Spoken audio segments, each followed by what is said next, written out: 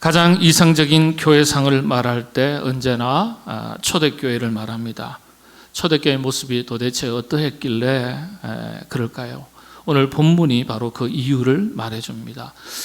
초대교회의 모습을 설명해 놓은 이 구절들을 간단하게 한 문장 혹은 몇 마디로 압축을 한다면 특별히 세 가지의 모습을 담아서 이렇게 표현들을 합니다. 성서학자들이 학문적인 용어는 아니지만 일상적인 교회 언어로서 이렇게 요약을 하고 압축을 합니다. 뜨겁게 차오르고 넘치는 교회. 그러니까 뜨거운 교회, 차오르는 교회, 영적 성장과 성숙 부흥을 말하죠. 그리고 영적 성장과 성숙을 넘어서서 하나님의 풍성한 은혜들을, 복음의 놀라운 능력들을 흘러보내는 넘치는 교회, 이렇게 세 가지의 모습으로 규정을 합니다. 이 시간 금년 한 해 우리의 가정, 우리의 심령, 우리 교회 위에 초대교회 위에 임했던 이와 같은 풍성한 은혜와 영적 부흥의 은혜를 하나님께서 부어주시게 되기를 바랍니다. 우리가 한번 초대교회의 모습을 천천히 세 가지의 모습으로 살펴보도록 하겠습니다. 첫 번째는 뭐라고 말씀드렸습니까?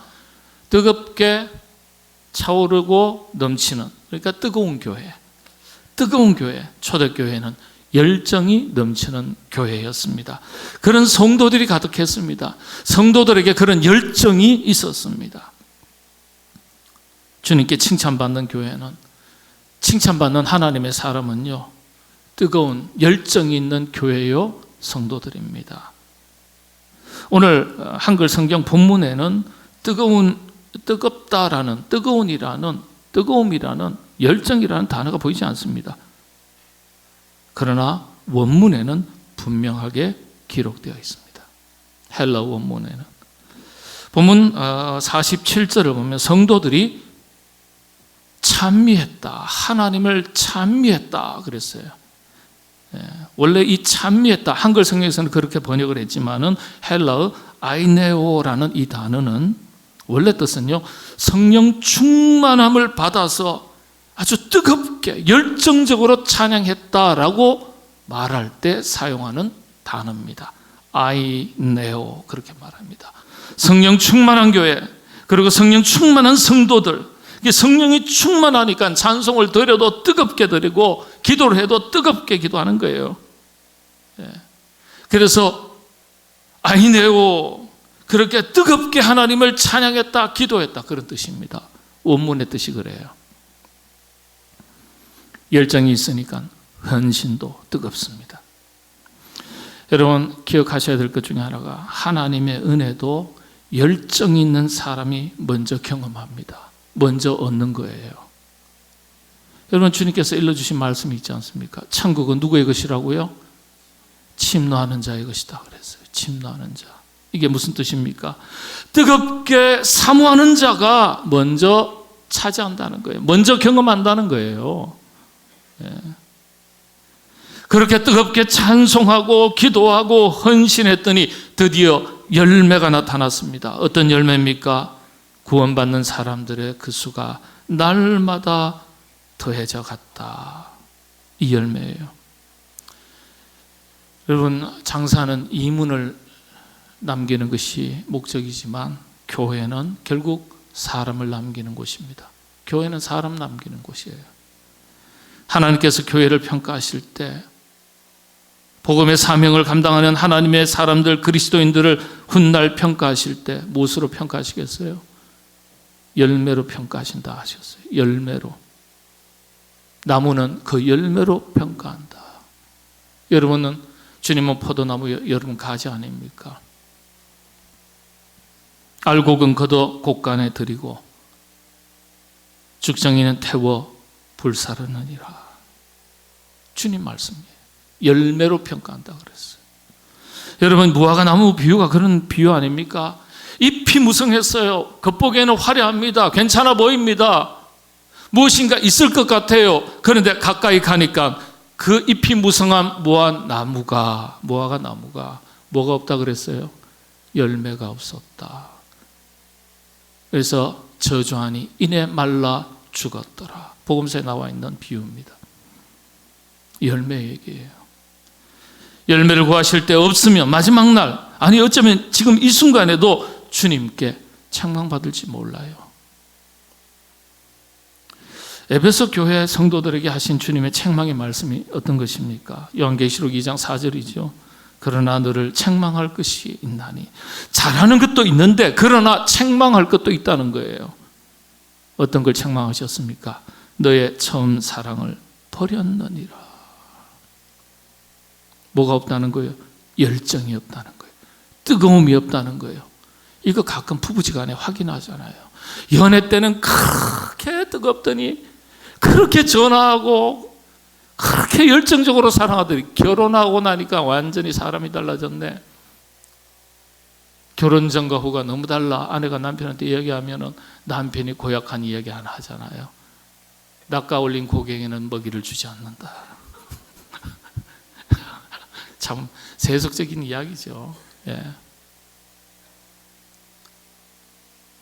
변함이 없어야 돼, 사람이요. 변함이. 열정, 뜨거움이 식었다는 거예요. 여러분, 라오디게아 교회에게 하신 책망의 말씀이 어떤 겁니까? 계시록 3장 15절. 내가 내 행위를 아노니 네가 차지도 더웁지도 아니하도다. 차든지 더웁든지 하기를 원하노라. 제가요, 얼마 전에 식사를 하는데 참 맛있는 것 중에 하나가, 여러분 좋아하는 반찬 다 있으세요? 그죠? 동치미가요, 기가 막혀요. 동치미 무슨 맛으로 드세요?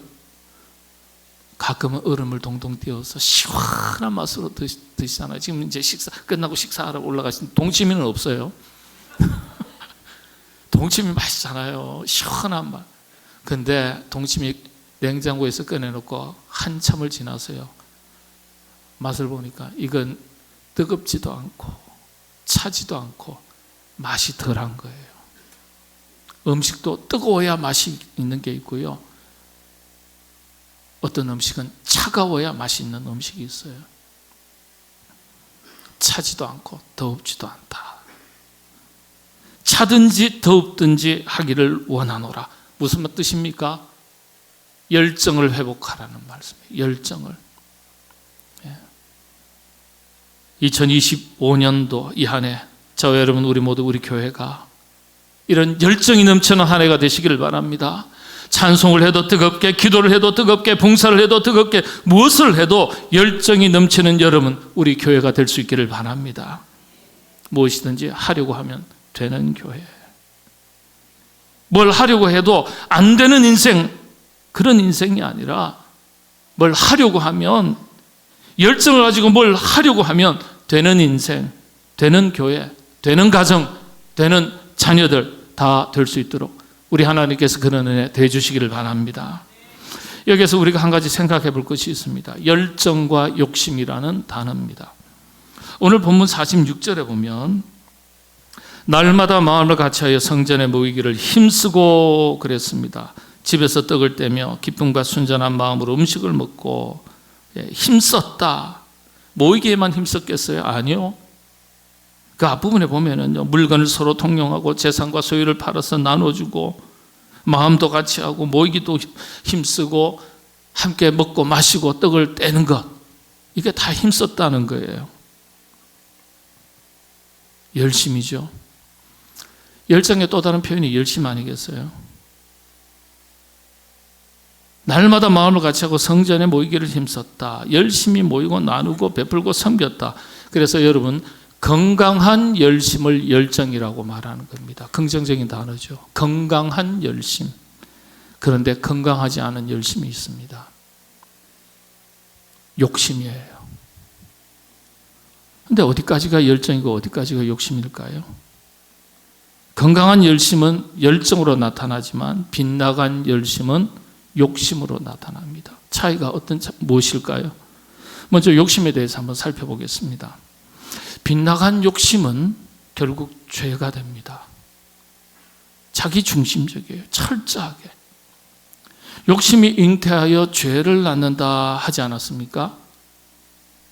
또 주님 말씀 가운데 이에서 지나는 것은 악에서 나오는 것이니라. 그랬어요. 이에서 지나는 것. 이는 하나님의 말씀을 말합니다. 하나님의 말씀을 기준으로 옳고 그름을 말하는 거예요. 그래서 이에 지나면, 그 말씀에서 벗어나면 말씀이 없는 자리에 누가 기준이 되는 겁니까? 자기가 기준이 되는 거예요. 그래서 자기가 기준이 되는 것이 교만이자 자기의라고 말하죠. 자기 욕심이에요. 그러니 죄가요, 가장 큰 특징이 어떤 특징입니까? 죄라는 것은 자기중심적이에요. 교만이에요. 하나님께서 가장 싫어하시는 것 중에 하나가 교만인데요. 빗나간 욕심의 중심에는 언제나 자기 자신이 자리 잡고 있고 도사리고 있는 거예요. 그래서 욕심은요, 항상 자기중심적이에요. 욕심은. 그래서 자기 욕심이 채워지지 않으면, 자기 욕심이 많은 사람은요, 그 욕심이 채워지지 않으면 견디질 못해요. 그런데 스스로는 그것을 열심인 줄로 착각합니다. 자기 열심, 교만은 자기 목소리만 높이고 앞세우는, 그래서 그런 특징이 있어요. 자기 생각이, 자기 주장이, 자기 목소리가 받아들여지지 않으면 몹시도 스스로 불편해합니다. 그래서 빗나간 욕심, 열정에 사로잡힌 사람은, 열정이라고 말하기는 어렵죠. 이 빗나간 욕심에 사로잡힌 사람은 순종이 그렇게도 어려워요. 열심을 내어도 자기가 좋아하는 것에는 열심을 내지만은 그렇지 않은 것에는 이내 열정이 사라집니다. 왜냐? 자기 중심적이기 때문에 그래요. 결국 빗나간 욕심이 무엇을 낳습니까? 빗나간 욕심이 잉태하여 뭘 낳는다 그랬어요? 욕심이 잉태한다. 욕심이 뭘 낳는다는 거예요? 죄를 낳는다 그랬지 않습니까? 욕심이 잉태하여 죄를 낳고 죄가 장성하여 사망에 이른다 그랬어요. 죄예요. 빗나간 욕심은 죄가 되는 겁니다. 근데 죄는요, 크든 작든 고통을 가져옵니다. 자기 죄로 인해서 자신이 고통을 겪게 되는 거예요. 욕심이 잉태하여 죄를 낳는다는 말이 바로 그런 뜻이에요. 단순히 이 사망에 이른다, 죽음만을 말하는 게 아니에요. 죽음은 고통의 극치를 표현하는 거예요. 자기 열심, 자기 중심으로 사는 것이 자기에게 복이 될 줄 알았는데 결국 자기 자신에게 고통이 되는 것을 성경은 가르쳐주고 있는 겁니다. 성경은 이런 것을 가르쳐 자기 죄를 먹고 마시는 것이다 이렇게 표현합니다. 자기 죄를 먹고 마시는 것이다. 욕심이 잉태하여 죄가 되고요, 그 욕심 때문에 결국은 죄를 경험하는데, 이 죄라는 게 고통이라고 그랬잖아요. 죄가 고통을 경험하게 하는 거니까 결국은 자기 죄를 먹고 마시는 것이다. 자기에게 복이 될 줄 알았는데 이런 욕심들이 결국은 자기에게 화가 되는 거예요. 고통이 되는 거예요. 이런 빗나간 열심, 여러분들 잘 다스려야 되겠습니다. 자, 그러면은 반면에 열정은 어떤 것인가? 욕심은 철저하게 자기중심적이라고 했는데 열정은 타자중심적이고 공동체적입니다. 열정은요, 타인의 소리에 귀를 열어요. 뜨거움을 잃지 않으면서도 타인과의 소통에도 겸손함이 있습니다. 왜냐? 자기중심적이지 않기 때문이에요. 그래서 자기 소리를 내지 않아도 불편하지 않아요. 자기 주장이 받아들여지지 않아도 불편하지 않습니다. 심리적으로는 아주 유연한 것을 말합니다. 여러분들 한번 손을 이렇게, 지금 이제 몹시 추우니까 움츠러들었잖아요. 그러면 손을 가지고 이렇게 등에 한번 깍지를 껴보세요. 되시는 분 계시나요? 되시나요? 되시는 분은 신체에 유연성이 있는 거예요. 근데 연세 드신 우리 어르신들, 어머님들 이게 하니까 안 되죠. 그럼 옆에 누가 잡아서 억지로 막 누르면 아야야야야 부러질 것 같아, 부러질 것 같아 그러시잖아요. 왜 그렇죠? 신체의 유연성이 떨어진 거예요. 굳어져 있으니까. 신체만 그런 것 같습니까? 그렇지 않아요. 심리적으로 유연해야 돼요. 유연하면은요, 이 불편하지 않아요. 편안해요. 자유로워요. 근데 딱딱하게 굳어져 있으면요, 이게 불편한 거예요. 열정이 있는 사람은 유연성이 있는 거예요. 자기를 낮출 줄도 알고 타인의 생각을 존중할 줄도 압니다. 그래서 이런 열정의 사람들에게 순종은 참 쉬워요. 고개 숙이기가 쉽거든요. 무엇을 맡겨도 해냅니다. 자기 안에 자기가 중심에 자리 잡고 있지 않기 때문에, 자기 생각, 자기 고집이 앞서지 않기 때문에 공동체 속에서 함께하는 법이 익숙할 뿐만 아니라 개인적인 차원에서도 순종이 쉬운 법이에요. 그래서 건강한 열정을 가진 사람들의 특징이 기꺼이 자기를 희생할 줄 알고, 공동체 속에서 많은 사람들과 좋은 관계를 맺을 줄 알고, 함께 더불어 섬길 줄 안다는 점입니다. 초대교회 교인들에게 이런 뜨거운 열정이 있었습니다. 건강한 열심이에요. 그래서 자기의 것을 아낌없이 나눌 수 있었던 겁니다. 오늘 말씀해 보면은요, 믿는 사람이, 44절이죠. 믿는 사람이 다 함께 있어 모든 물건을 서로 통용하고 자기에게 있는 물건을 다 함께 통용한다. 이게 쉬운 일이 아니에요. 여러분 지갑 다 꺼내시고 우리 한번 같이 통용할까요? 어떻겠습니까? 괜찮겠어요? 저는 그랬으면 참 좋겠는데. 쉬운 일이 아니잖아요. 자기에게 있는 것을 다 통용할 줄 알았어요. 야, 그건 마음에 그런 어떤 여유가 없으면 일어날 수 없는 일입니다. 그럼 그분들이 넉넉해서 그랬을까요? 초대교회, 지하교회 시절입니다. 무덤교회 시절입니다. 모든 것이 딱딱하게 얼어붙었어요. 자유롭지 못한 세상이었어요. 숨죽여서 신앙생활을 하는 때였어요. 먹고 입고 사는 것이 어려운 때였어요. 그런데 했다는 거예요. 왜 그럴까요? 영적으로 열정이 있으니까. 뜨거우면요 부드러워요. 차가우면 딱딱하게 굳어버리지 않습니까? 그리고 열정이 있으니까, 유연성이 있으니까 마음이 여유로운 거예요. 정신세계가 여유로운 거예요. 그게 가능한 거예요. 그런데 그 다음 말이 더 대단한 거예요. 있는 물건 나눠 쓰는 것도 쉽지 않은 일이지만 썼답니다. 그런데 이건 더 어려워요. 뭐죠? 나눠 쓸 물건이 없으면 어떻게 해야 됩니까? 또 재산과 소유를 팔아. 이야, 여러분 그때는 되고 왜 지금은 안 될까요?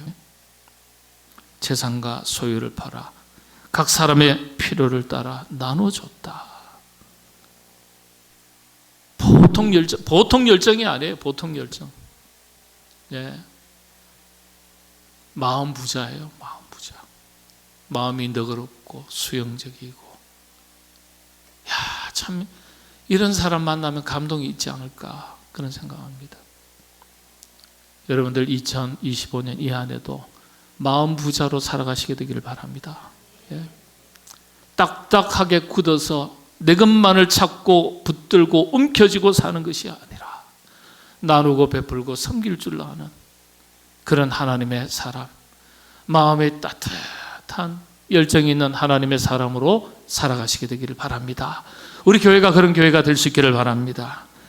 자, 마지막으로 보면요, 44절 보니까 믿는 사람이 다 함께 있다. 그리고 모든 물건을 통용했다. 자신의 것을 팔아 나누었다. 마음을 같이 했다. 모이게도 힘썼다. 함께 먹고 마셨다. 함께 열정적으로 뜨겁게 찬양했다. 그랬더니 어떤 결과가 나타났습니까? 어떤 열매가 생겼습니까? 두 가지예요. 첫 번째가 47절 온 백성에게 칭송을 받으니, 사람들에게 칭찬받았다는 뜻입니다. 칭찬받았다. 야, 어려운데 귀한 일 한다. 참 대단하다. 우리라면 못할 텐데 어떻게 저 사람들은 저렇게 될까? 네 것 내 것 없이 나누고 베풀고 섬기고. 야, 요즘 세상 사람들 못하는데 참 남다른 사람들이다. 그렇게 자랑이 됐다는 거예요. 칭찬이 됐다는 거예요. 두 번째는요, 그랬더니 구원받는 사람들의 수가 날마다 더해갔다. 이게 열매예요. 열매. 칭찬받은 것도 열매고 구원받은 사람들의 영혼의 수가 늘어난 것도 열매예요. 한마디로 뜨겁게 차오르는 교회가 된 거예요. 여러분들 지금은 겨울이지만은 과수를 재배하는 농부들이 이런 말을 합니다. 이 과수에 열매가 맺혔을 때 아직 덜 익었네. 따긴 땄는데 보니까 맛을 보니까 아직은 설 익었네. 그렇게 말할 때 있지 않습니까? 그런데 이런 말도 있어요. 아직 알이 덜 찼네. 그런 말 들어보셨습니까? 알이 아직 차지 않았다. 단단하게 여물지 못했다는 뜻입니다. 아직 제대로 익지 않았다는 뜻이죠.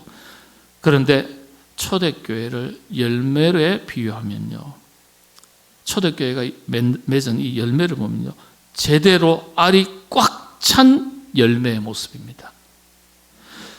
아주 익어도 제대로 익은 열매를 보는 모습이에요. 알이 꽉 찼다, 제대로 익었다.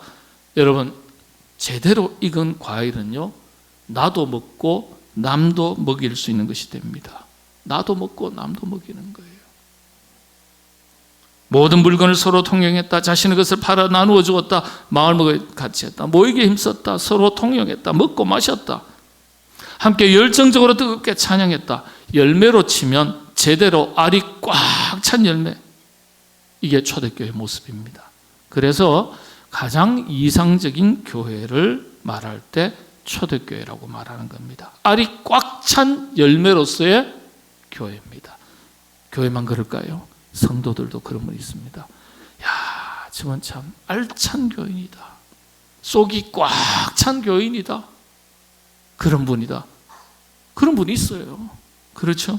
여러분들이 그렇게 알이 꽉 찬 제대로 익은 열매와 같은 하나님의 사람들 다 되시기를 바랍니다.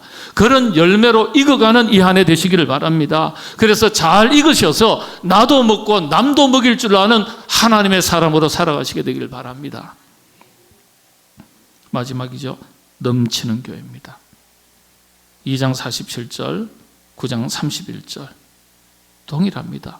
구원받은 사람들이 날마다 더해갔다.